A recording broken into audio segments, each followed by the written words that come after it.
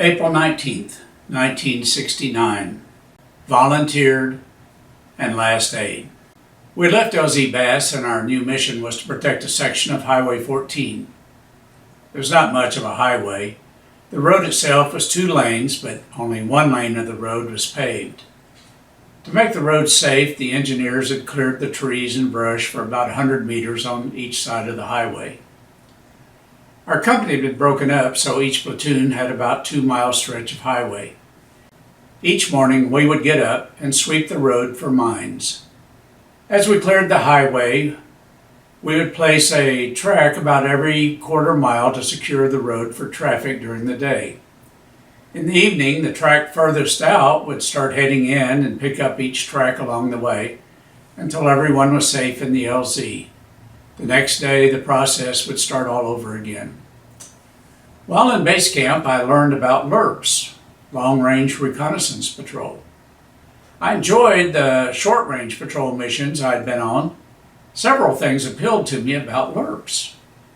I would get to fly in helicopters. I'd get to sleep all night between missions. And if I did all my missions, I would get a sham, or a non-combat job, in mid-September. While I was in class at base camp, I got word that my track had hit a mine and my driver had been injured. Fortunately, he was the only one on the track when it happened. I'd lost my second track within a month. I returned to the field and informed my captain I wanted to volunteer for LRRPs. He asked me if I knew what the life expectancy of a LRRP. Told him I didn't know. He said it'd take a few days, but he would approve the transfer if they wanted me. For the next few days, we found mines in the road almost daily. The enemy was getting bolder and hit one of our APCs at night with a B-40 rocket. Although we had 2 wounded, as usual, 3rd Platoon reminded us that things could be worse when Sergeant Bobby Denton was killed in a similar attack up the road. I mentioned to the captain that the enemy must have just received a new shipment of mines since we were finding them every day. He said someone should set an ambush on the road and catch them setting the mines. He said, good idea. Get your squad together and you can take them out tonight. I had my orders, but it didn't sound like nearly as good of an idea when I was the someone. My squad and I rested up during the day and cleaned all of our gear. I could close my eyes and visualize the mine team walking onto the highway and my squad doing its duty. I tried to think through the what-ifs. What if there were more than 8 and we were outnumbered? What if someone come to help them? What if one of my men gets hurt? What if the tracks have trouble getting to me for support at night? We picked out a place near a culvert where we had been finding the mines.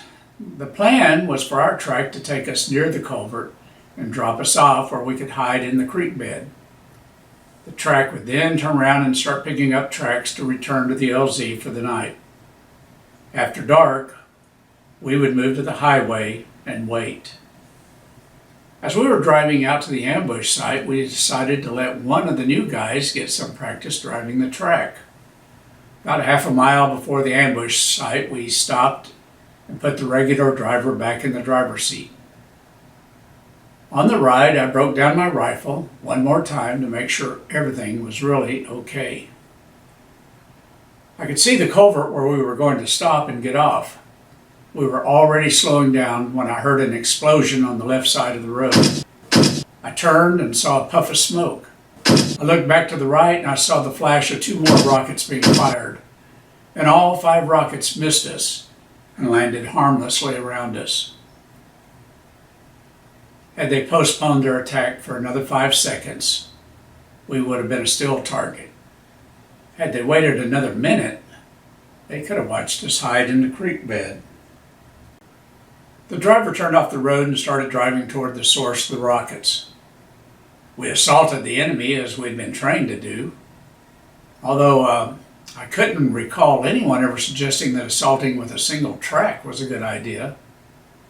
We were all firing as we saw some of the soldiers stand up and run for the trees. It only took a few moments for the next track down the road to join us, and within a few minutes we had a full complement of tracks and tanks. As the sun went down, it was replaced with artillery parachute flares. As we swept through the area of the ambush, we found a wounded NVA soldier. He was still holding a loaded B-40 rocket, but was apparently not in shape to run.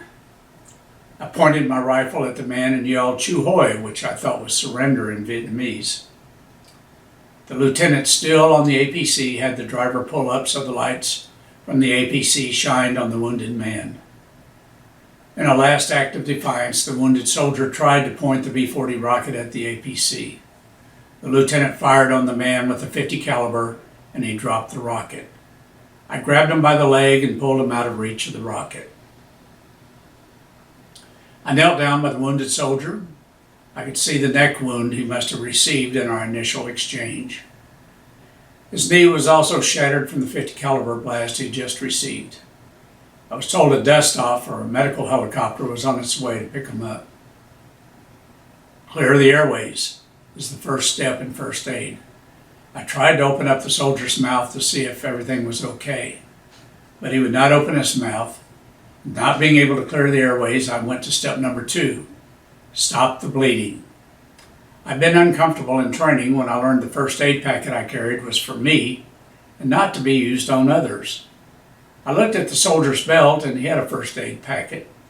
I opened it up and joked with the other guys that I'd not been trained in NVA first aid. I took out the bandage and placed it on the neck of the soldier. He just looked at me. He never showed fear or pain. As I worked on his knee, I heard the sound of a helicopter arriving to pick him up. I sensed the breathing had stopped. I looked back at his face, and life had left his eyes. The dust-off landed behind me, and the medic looked at the lifeless body. The medic announced the soldier was dead. He told me he had swallowed his tongue and was fairly common in neck wounds. I wondered why I grieved for this single life that I could not save, when the plan for the night was to stop the enemy, not to save him.